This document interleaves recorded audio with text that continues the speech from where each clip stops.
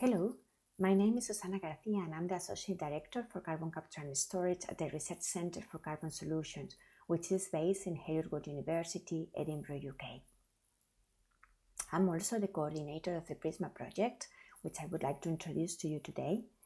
And the project is a joint international effort, so I would like to thank very firstly all the other principal investigators in the project and of course the whole PrISMa team. So PrISMa is about advancing novel sorbent-based carbon capture technologies.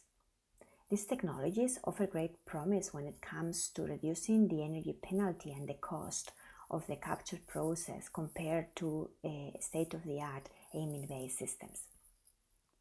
In this project, we focus on two different types of materials, which are metal organic frameworks for low-temperature carbon capture applications and mixed metal oxides for high-temperature carbon capture applications.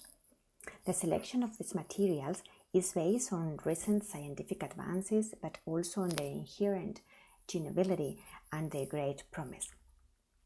Over the past decade and a little bit more than that, there have been significant breakthroughs in separation science through the discovery of novel nanoporous materials, including MOFs and MMOs. For instance, if you have a look here at this graph on the right hand side, you can see the exponential increase in a number of articles, for instance, mentioning metal organic frameworks. And this is basically because they offer a great opportunity when it comes to many different structures just by a different combination of organic linkers and metal ion nodes. Therefore, there are hundreds and thousands of materials out there that in principle could be candidates for our carbon capture process. But the key question is, what is the best material for carrying out that separation? And the key challenge is that there is currently no ability to quickly identify what processes and process conditions are optimal for a particular adsorbent to achieve the required specifications for a capture application. So this has been recognized as the main key challenge to advance these sorbent-based capture technologies. And it has also been widely recognized that for maximum impact of breakthrough materials, then the process and the material must be developed hand in hand. You can't do that separately. You need to do it together. So you need to basically integrate molecular science and process engineering if we want to make sure that we advance this field at the rate that is needed. The PrISMa project aims to address that challenge, and PrISMa stands for Process-Informed Design of Tailor-Made Sorbent Materials for Energy-Efficient Carbon Capture. And the overall aim of the project is to accelerate the transition of energy and industrial sectors to a low-carbon economy. And the way we are going to be doing that is by developing a technology platform to tailor-make cost-efficient carbon capture solutions for a wide range of CO2 sources at CO2 sinks. In order to achieve this aim, we have gathered expertise from 5 different research institutions, which are Heriot-Watt University in the UK, EPFL and ETH Zurich in Switzerland, Sintef Energy Research in Norway, and Lawrence Berkeley National Lab in the United States. And all these institutions cover basically all the knowledge that is needed to merge process design with material science. So PrISMa is an ACT-funded project and it has a budget of over 3 million euros, and also it is also supported by an advisory board of 13 industrial partners, which help us steering our research agenda and the objectives of the project. The duration is 3 years, so we started back in September 2019 and will be done by August 2022. So, what are the key technical outputs from the project? So mainly 2 different outputs, and one of the most important ones is a technology platform that we will be developing. This technology platform allows us to identify for a given source and a given target of CO2 the optimal capture technology. So we have here a schematic of the idea of the platform that we are developing in the project. And basically the idea here is that we will need to decarbonize our energy systems, and for doing so, we will need to capture CO2 from many different sources, and depending on our, for instance, our local setting, that CO2 will be sent to many different sinks. So depending on what's the CO2 source and what's the CO2 sink, that's going to determine the separation process that is needed. So those characteristics of the source and the sink will dictate the requirements of the separation process, of the capture process. So that's exactly what then we are going to be doing in PrISMa. We will start by a high-level analysis of our capture process, depending on the CO2 source and the CO2 sink. And we will understand, first of all, what the process requirements are. So once we do that, we define what we called ECP, which is the metric we are using in the project to compare different carbon capture options. And this ECP is a cost metric that is, of course, related to the key performance indicators that are obtained from the process.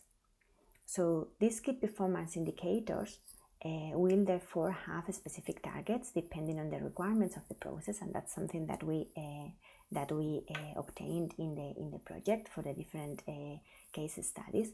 And those targets that come from the process, those KPI targets that are derived from the process, are the ones that are fed into the materials screening exercise. So basically, we will be screening thousands and thousands of potential materials, but based on metrics that come from the process. So we are perfectly then interfacing the process with the materials from the very beginning in order to obtain the promising materials for the specific application. So then, once we screen in silico, and it's important that here I make the point clear, so this screening is conducted in silico, basically on a computer. And once we obtain the top performers for a specific case, then we take those forward to synthesis and testing, and therefore with all that data, we feed it back into the process to validate our predictions. So ultimately, what we will obtain will be a series of materials that yield a significant reduction in the effective carbon price. And for those materials, we will then develop a roadmap to bring them up to TRL level 5.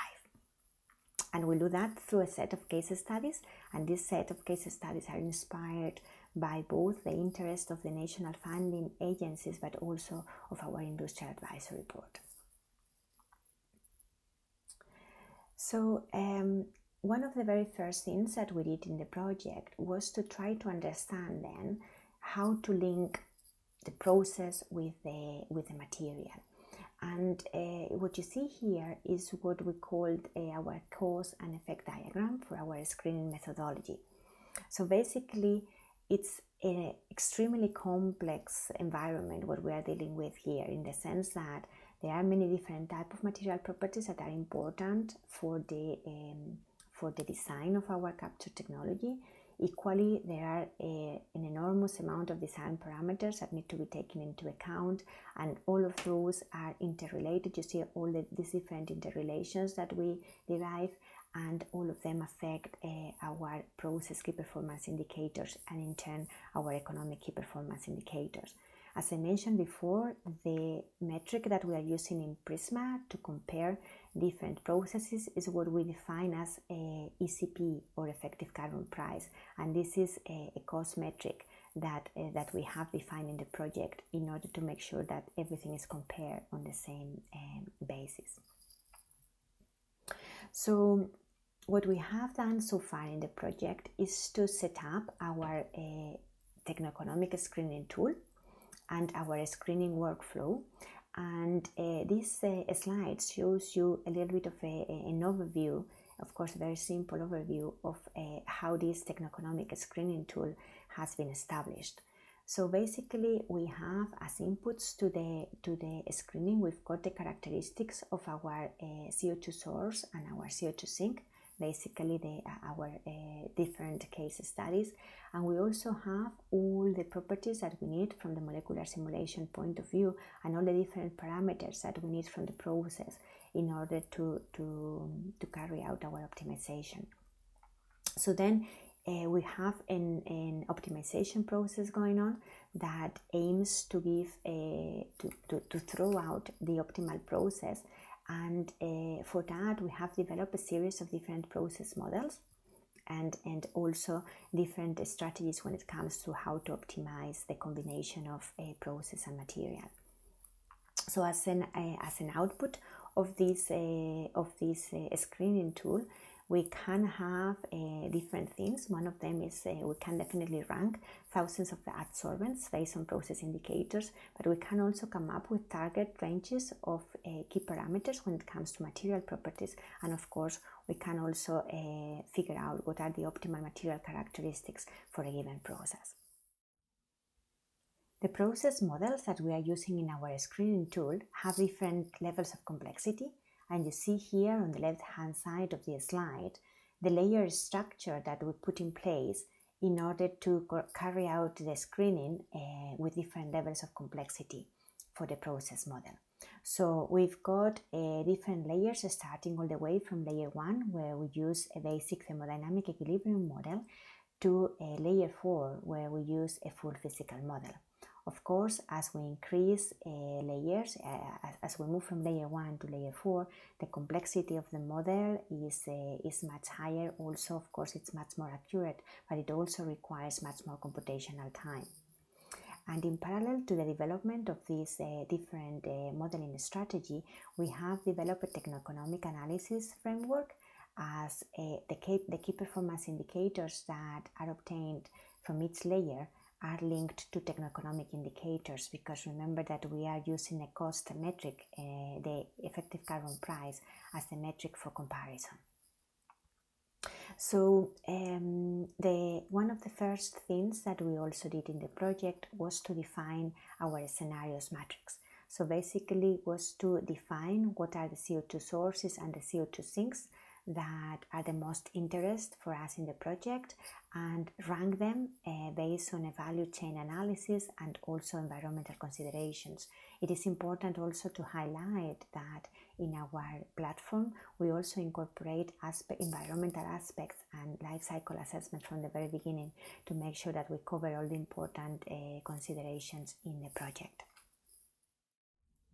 This slide shows some results from preliminary screening that we carried out at layer 1.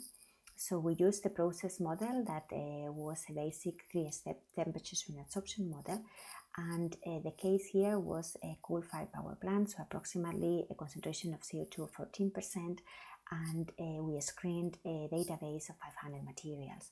So we obtained the results for the given key performance indicators, so a specific work, purity, and working capacity, and we obtained the 10 best performing structures, those that would yield a purity higher than 95% and the lowest energy requirement, or lowest specific work.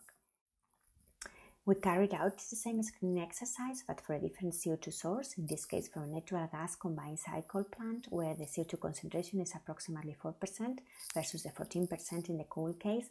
And the main conclusion from this comparison was that indeed the 10 best performing structures from the NGCC offshore case were not the same as in the coal case. So certainly the characteristics of the CO2 source and the sink determined and required a different type of sorbent material.